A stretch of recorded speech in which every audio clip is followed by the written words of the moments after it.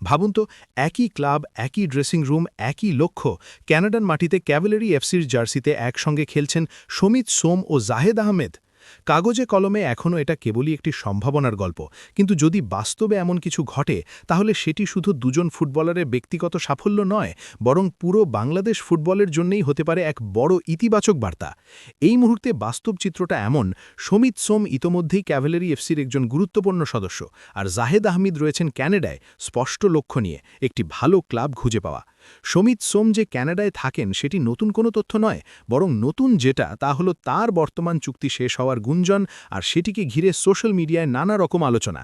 2023 সালের জানুয়ারি থেকে ক্যাভেলারি এফসিতে খেলা এই 28 বছর বয়সী মিডফিল্ডারকে নিয়ে অনেকেই বলছেন হয়তো তিনি বাংলাদেশে ফিরতে পারেন, এমনকি বসুন্ধরা কিংসের নামও শোনা যাচ্ছে।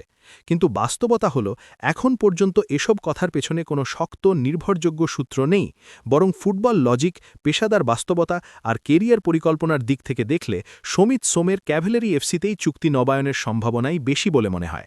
কারণ ক্যাভেলারি এফসি ক্যানাডার প্রিমিয়ার ডিভিশনের একটি শীর্ষস্থানীয় ক্লাব, যেখানে নিয়মিত প্রতিযোগিতামূলক ফুটবল, উন্নত অবকাঠামো, ভালো আর্থিক সুযোগ এবং পেশাদার পরিবেশ রয়েছে। এই বাস্তবতায় দাঁড়িয়ে প্রশ্নটা খুব স্বাভাবিক: ক্যানাডার একটি টপ লিগে নিয়মিত খেলা একজন ফুটবলার কেন হঠাৎ করেই এমন একটি ক্লাব ফুটবল কাঠামোয় ফিরতে চাইবেন, যেখানে অবকাঠামো, মান ও সুযোগ সুবিধার ঘাটতি এখনও স্পষ্ট?